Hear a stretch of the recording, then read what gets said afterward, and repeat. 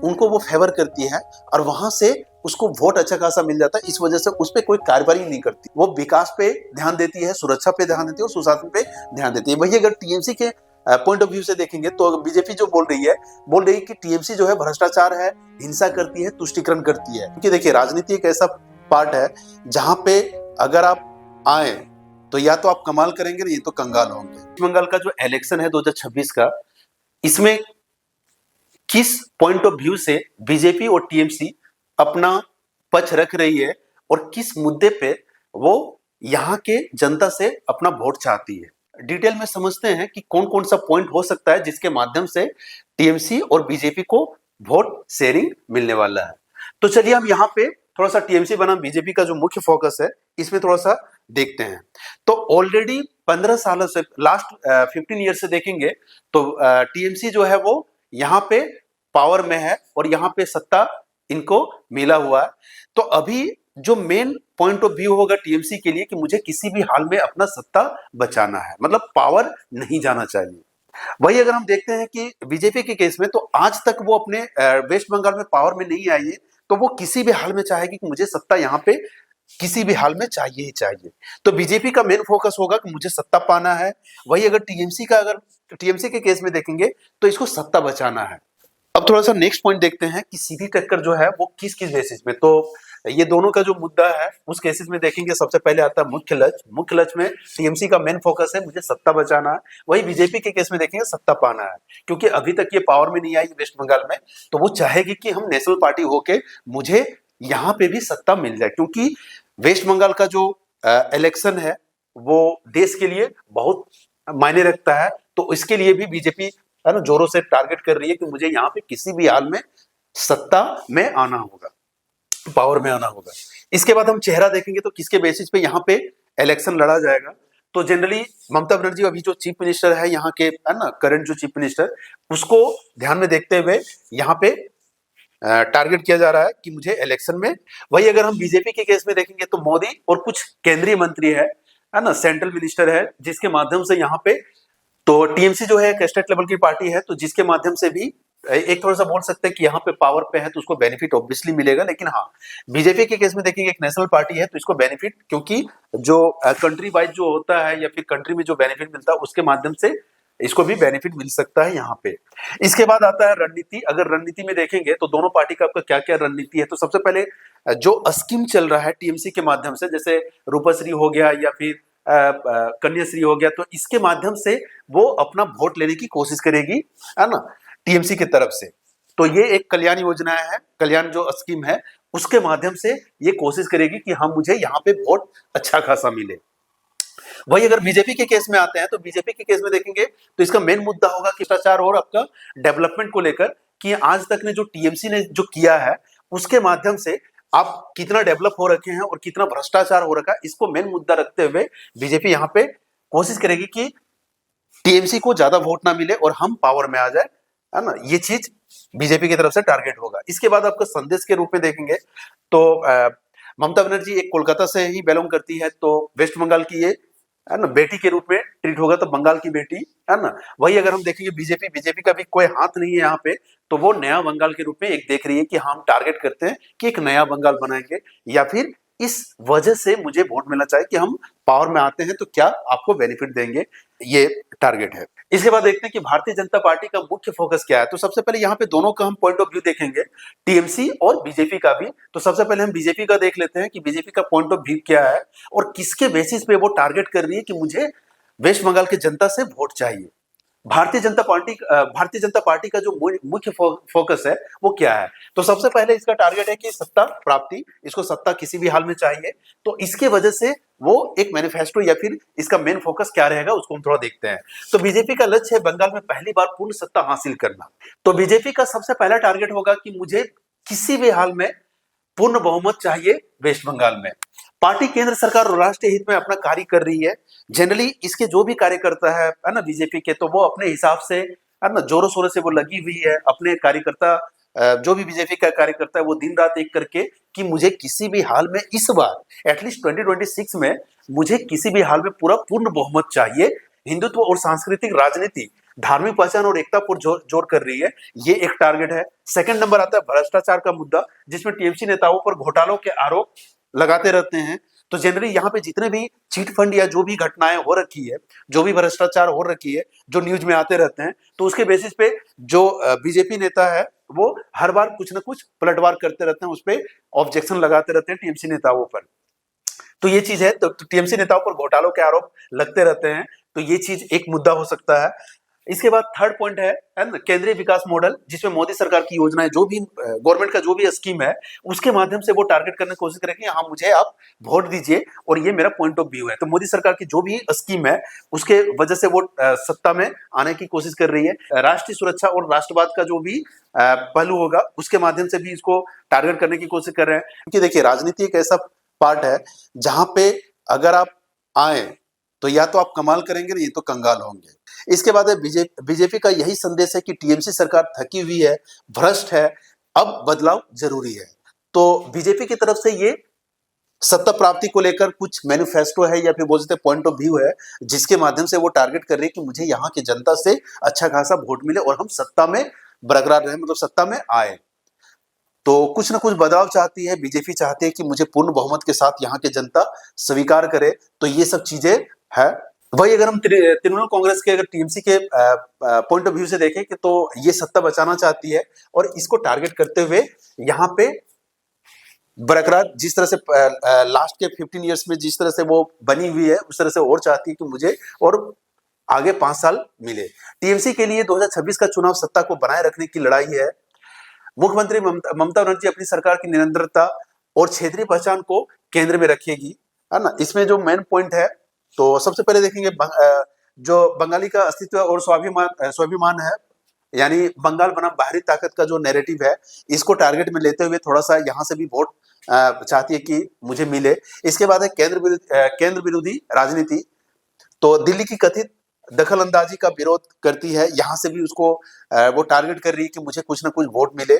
इसके बाद है कल्याणकारी योजनाएं, जो भी इसके इनका स्कीम चलता है ना स्टेट लेवल पे, जिसमें लक्की भंडार है, कन्याश्री है, इसके बाद है स्वायत्त शासी है जो किसानों के लिए है, और या हेल्थ केयर और ये के लिए। तो देखेंगे कि ये सब योजनाओं के तहत वो कुछ ना कुछ वोट चाहती है कि मुझे यहाँ के पब्लिक अच्छा खासा वोट करे।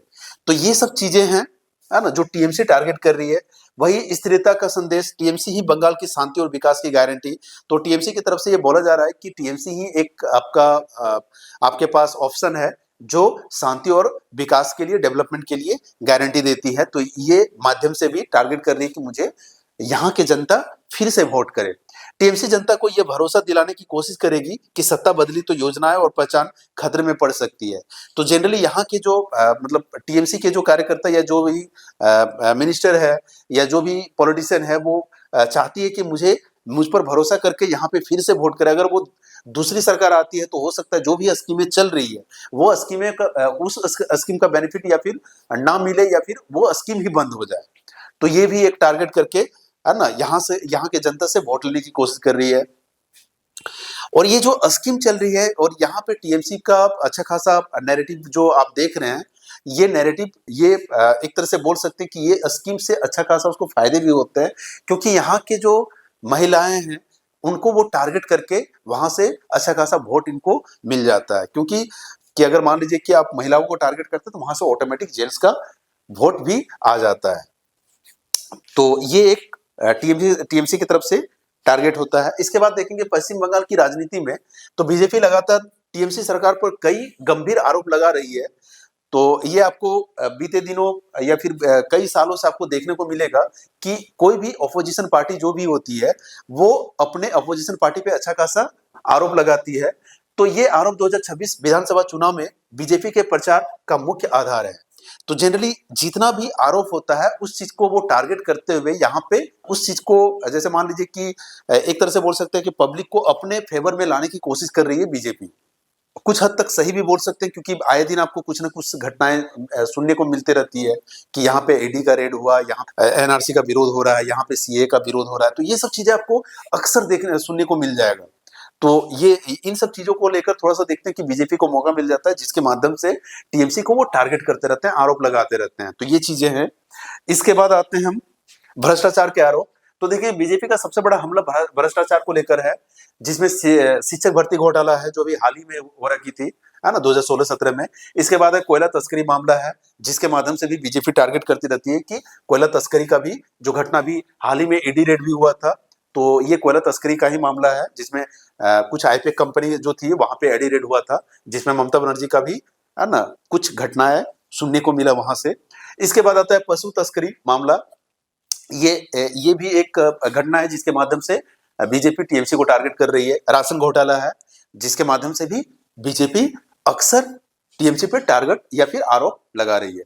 तो जनरली बीजेपी का आरोप है कि टीएमसी नेताओं और मंत्रियों के करीबी लोग इन घोटालों में शामिल है और आम जनता का पैसा लूटा गया है। तो ये बीजेपी तरफ से आरोप है, और जिसका एक तरह से बोल सकते हैं कि जांच भी चल रहा है। कुछ कुछ घटनाएं आपको अक्सर न्यूज में आपको मिलते रहता है पर डे। तो ये सब चीजें हैं। इसके बाद आते हैं कानून व्यवस्था की विफलता। तो बीजेपी का कहना है कि बंगाल में कानून व्यवस्था पूरी तरह से बर्बाद है। तो ये एक रीजन है जिसमें राजनीतिक हिंसा है, चुनाव के समय हिंसा और डर का माहौल रहता है, ये एक रीजन है। महिलाओं पर बढ़ते अपराध है। तो ये सब कारणों की वजह से एक तरह से बोल सकते हैं कि यहाँ पे बीजेपी टारगेट कर रही है कि कानून व्यवस्था की जो विफलता है जो टीएमसी की तरफ से स्टेट लेवल पे, वो थोड़ा सा प्रॉब्लम है। बीजेपी का कहना है कि बंगाल में कानून व्यवस्था पूरी तरह से बर्बाद हो रखा है, राजनीतिक हिंसा हो रही है ना, आए दिन। इसके बाद है चुनाव के समय में हिंसा और डर का माहौल रहता है, क्योंकि जितने भी बूथ में या जहां पे भी आप जाएंगे तो देखेंगे थोड़ा सा आपको डर बना हुआ रहता है कि पता नहीं क्या होगा। तो ये सब चीजें हैं।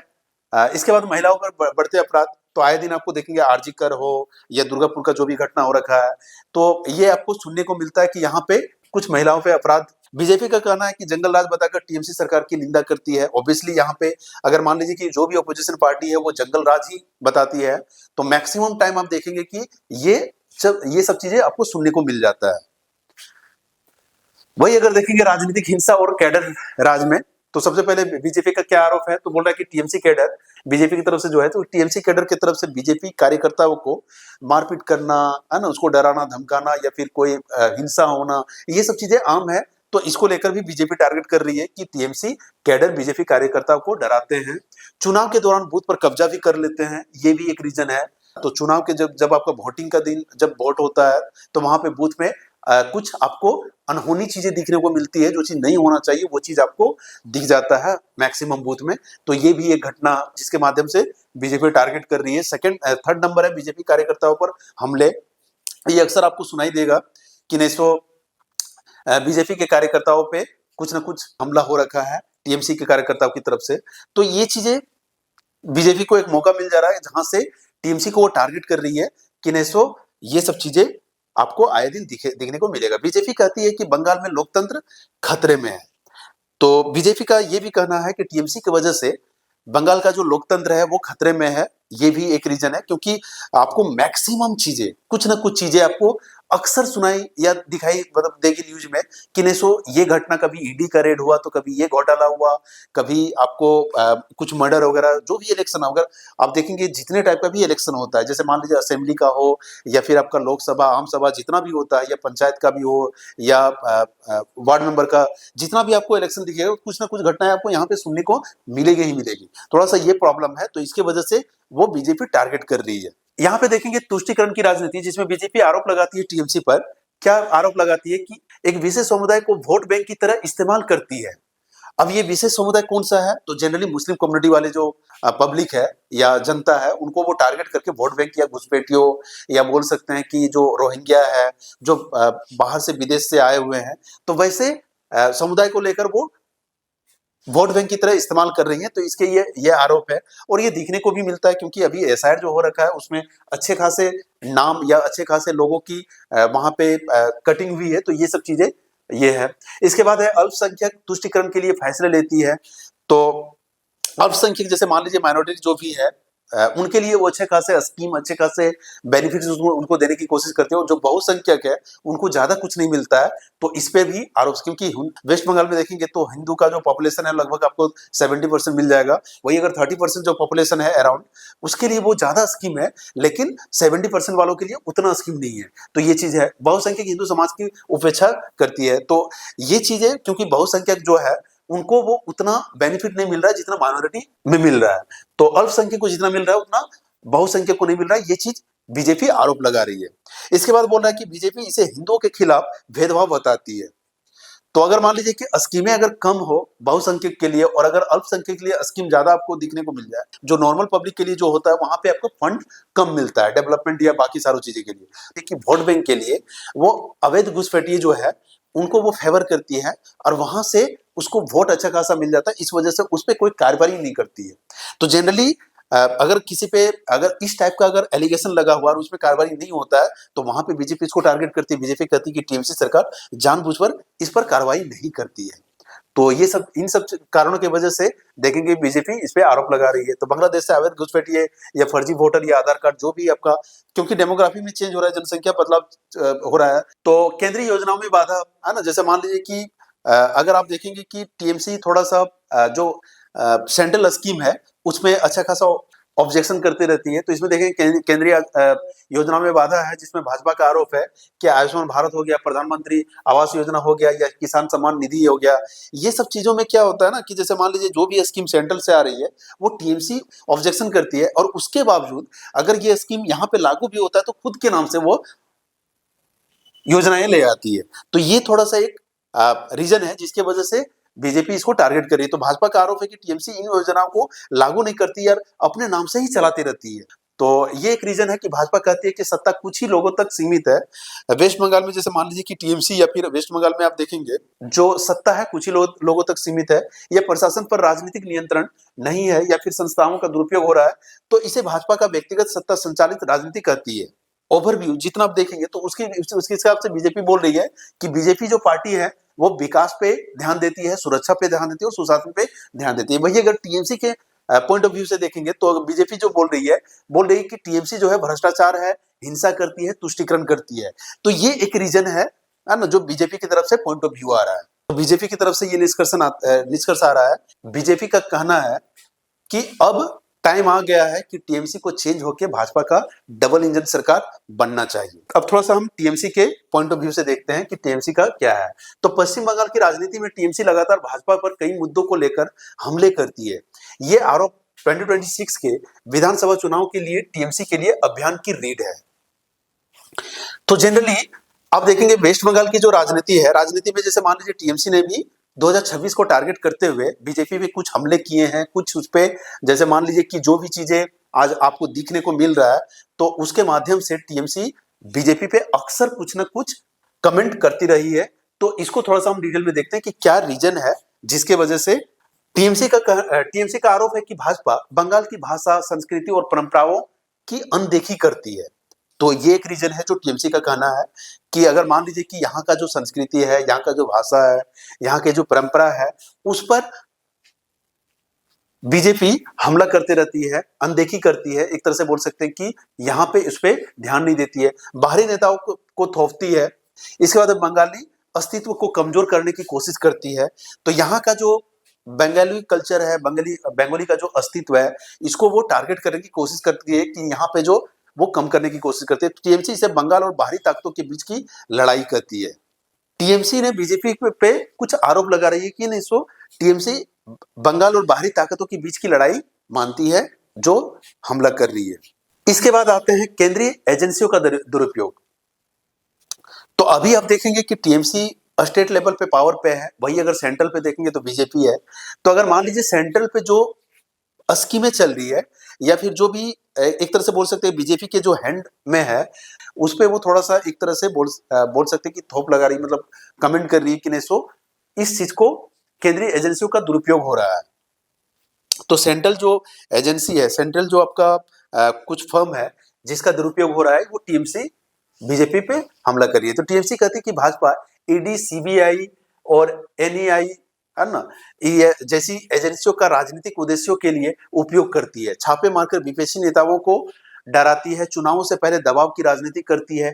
टीएमसी इसे राजनीतिक प्रतिशोध का कार्य मानती है। जैसे टीएमसी का कहना है कि अपने फायदे के लिए बीजेपी ने जो सेंट्रल एजेंसी है, जिसमें आपको कुछ एग्जांपल है, ईडी है, सीबीआई है या एनआईए है, तो जनरली ये सब जो आपका एजेंसी है वो अपने फायदे के लिए टीएमसी के ऊपर या फिर जो ऑपोजिशन जो लीडर है उस पे कुछ ना कुछ कार्रवाई करती रहती है, जिसमें आपको बोल रहा है कि छापे मारकर विपक्षी नेताओं को डराती है, चुनावों से पहले दबाव की राजनीति करती है। ये थोड़ा सा एक ऑब्जेक्शन आ रहा है टीएमसी की ओर से बीजेपी के लिए। वही अगर हम देखेंगे तो संघीय ढांचे को कमजोर करना पॉइंट ऑफ व्यू है, जिसमें सबसे पहले टीएमसी का आरोप है कि केंद्र सरकार राज्यों के अधिकारों में हस्तक्षेप करती है, निर्वाचित राज्य सरकारों को अस्थिर करने की प्रयास, राज्यपाल के माध्यम से टकराव की राजनीति। टीएमसी का कहना है कि बीजेपी राज्य की स्वायत्तता का सम्मान नहीं करती। तो ये एक आरोप है टीएमसी की तरफ से बीजेपी के लिए। तो संघीय ढांचे को कमजोर करने की कोशिश कर रही है, ये एक टीएमसी की तरफ से बीजेपी का आरोप है। वही अगर हम धार्मिक ध्रुवीकरण और नफरत की राजनीति में आते हैं तो टीएमसी खुद को धर्मनिरपेक्ष और समावेशी बताती है। टीएमसी जो क्लेम करती है कि भाजपा चुनाव जीतने के लिए धर्म का उपयोग करती है, हिंदुत्व को लेकर वो थोड़ा सा फेवर में रहती है, तो इसको लेकर वो क्लेम कर रही है। वही अगर टीएमसी में देखेंगे तो अल्पसंख्यक या फिर जो मुस्लिम कम्युनिटी के जो लोग हैं उसको उसके फेवर में ज्यादातर रहती है। तो दोनों ही केस में एक तरह से बोल सकते हैं कि एक दूसरे को वो क्लेम करती है, अपोज करती है इस चीज को लेकर। तो वही अगर हिंदू मुस्लिम तनाव को हवा दी जाती है तो टीएमसी का ये कहना है कि हिंदू मुस्लिम पे जो तनाव का जो कंडीशन है, तनाव जो करवाया जाता है, तो ये सब चीजें बीजेपी ही लाती है कि दोनों में लड़ाई का माहौल बने। इसके बाद समाज को बांटने की कोशिशें की जाती है, तो समाज को बांटने की कोशिशें की जाती है किसके तरफ से? बीजेपी की तरफ से। किसका कहना है? टीएमसी की तरफ से। और खुद को ये क्या बता रही है कि धर्मनिरपेक्ष हम है। चुनावों के दौरान हिंसा भड़काने के आरोप टीएमसी का कहना है। तो भाजपा चुनाव के दौरान माहौल खराब करने की कोशिश करती है, बाहर से कैडर लाकर तनाव बढ़ाया जाता है, हिंसा का कारण हार का डर बताया जाता है। टीएमसी इसे एक चुनावी रणनीति कहती है। तो टीएमसी की तरफ से बीजेपी को कहा जा रहा है कि चुनावों के दौरान में हिंसा भड़काने के आरोप में टीएमसी कह रही है भाजपा चुनाव के दौरान में माहौल खराब करने की कोशिश करती है। चुनाव के दौरान में माहौल खराब करने की कोशिश करती है, बाहर से कैडर लाकर तनाव बढ़ाया जाता है, हिंसा का कारण हार का डर बताया जाता है। टीएमसी इसे एक चुनावी रणनीति कहती है। तो ये सब चीजें हैं। इसके बाद हम आते हैं बंगाल के साथ आर्थिक भेदभाव। टीएमसी का आरोप है कि केंद्र सरकार बंगाल का फंड रोक रही है ना, जीएसटी और केंद्रीय योजनाओं का पैसा अटका रही है, राजनीतिक प्रतिशोध के फैसले लिए जा रहे हैं। टीएमसी इसे बंगाल विरोधी रवैया कहती है। तो ये भी आरोप है कि सेंट्रल में बीजेपी है, इसके वजह से यहाँ पे जो फंड आना चाहिए स्टेट गवर्नमेंट के पास वो चीजें नहीं आ रही, केंद्र सरकार के बंगाल का फंड रोक दी जा रही है, ये एक रीजन है। जीएसटी और केंद्रीय योजनाओं का पैसा अटकाया जा रहा है, राजनीतिक प्रतिशोध से फैसले लिए जा रहे हैं। टीएमसी इसे बंगाल विरोधी रवैया कहती है। तो ये सब चीजें हैं जिसके वजह से ये क्लेम कर रही है बीजेपी पे। इसके बाद आता है आपका लोकतांत्रिक संस्थानों पर नियंत्रण। टीएमसी कहती है मीडिया पर दबाव है कि गोदी मीडिया है, मोदी मीडिया है, इस टाइप का बताया जाता है। तो ये चीज है। तो टीएमसी वही कर रही है कि मीडिया पर दबाव है, संवैधानिक संस्थाओं का राजनीतिकरण है, असंतोष की आवाजों को दबाया जाता है। टीएमसी खुद को लोकतंत्र का रक्षक बताती है। टीएमसी जो है, इसके बाद आता है लोकतांत्रिक संस्थानों का नियंत्रण। तो संवैधानिक संस्थाओं का राजनीतिकरण जो अभी आप देखें तो टीएमसी जो है लोकतंत्र के रक्षक के रूप में। इसके बाद मीडिया पे दबाव लगाया जाता है। तो ये सब चीजें आपको टीएमसी बोल रही है कि बाहरी हस्तक्षेप होता है, एजेंसियों का दुरुपयोग हो रहा है, नफरत की राजनीति होती है। लेकिन वही टीएमसी खुद के लिए कह रही है कि बंगाल की अस्तित्व हम है, संघीय अधिकार के लिए है और शांति बनाए रखने के लिए हम जाने जाते हैं। तो ये सब चीजें आपको टीएमसी की तरफ से दिख रहा है। इन आरोपों के माध्यम से टीएमसी यह संदेश देना चाहती है कि ममता बनर्जी बंगाल की संस्कृति, अधिकारों और शांति की सबसे बड़ी ढाल है, जबकि भाजपा को एक बाहरी और विभाजनकारी शक्ति के रूप में चित्रित करती है। तो ये चीजें हैं। तो अगर मान लीजिए कि दोनों ही केस में अगर देखते हैं तो जो भी निष्कर्ष निकल रहा है, तो अपने अपने पक्ष में, जैसे बीजेपी ने अपने पक्ष में बोला, टीएमसी ने अपने पक्ष में बोला, तो ये चीजें हैं। वही अगर फाइनल निष्कर्ष में आते हैं तो देखेंगे 2026 का जो बंगाल चुनाव है सिर्फ सत्ता नहीं बल्कि पहचान बनाम परिवर्तन की लड़ाई होगी, जिसमें टीएमसी का जो है भावनात्मक जुड़ाव है और क्षेत्रीय गौरव है, क्योंकि अभी ये वेस्ट बंगाल में पावर में है इस वजह से। और बीजेपी का जो ये मैनिफेस्टो है वो बोल रही है कि बदलाव होना चाहिए राष्ट्रीय एजेंडों के हित पे या फिर जो भी स्कीम है उसके माध्यम से। तो ये इन सब कारणों की वजह से अब देखेंगे राजनीति में। अब अगर मान लीजिए कि जनता के ऊपर अगर फैसला है, जैसे मान लीजिए कि आप देखेंगे कि नहीं किस पॉइंट ऑफ व्यू से हम किसको वोट दें, तो यहाँ पे आपको ये डिसीजन लेना होगा कि नहीं मुझे किसको वोट करना है।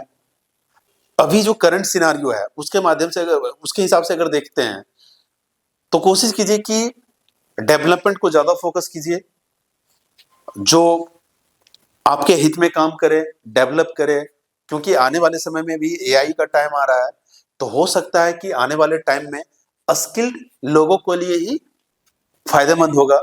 तो अगर मान लीजिए कि आप इन सब चीज़ों में रहते हैं कि छोटे-मोटे स्कीम में, छोटे-मोटे बेनिफिट के लिए अगर आप किसी को वोट करते हैं और आपके क्षेत्र में अगर कुछ डेवलपमेंट नहीं होता है, तो थोड़ा प्रॉब्लम हो सकता है, ठीक है? तो इस वजह से अपने बच्चों के लिए, है ना, आने आने वाले जो जनरेशन है, उसके लिए अगर कुछ देख रहे हैं या सोच रहे हैं, तो ऐसे लोगों को आप चुनें, जो आपके हित में काम करे, आपके विकास के लिए काम करे।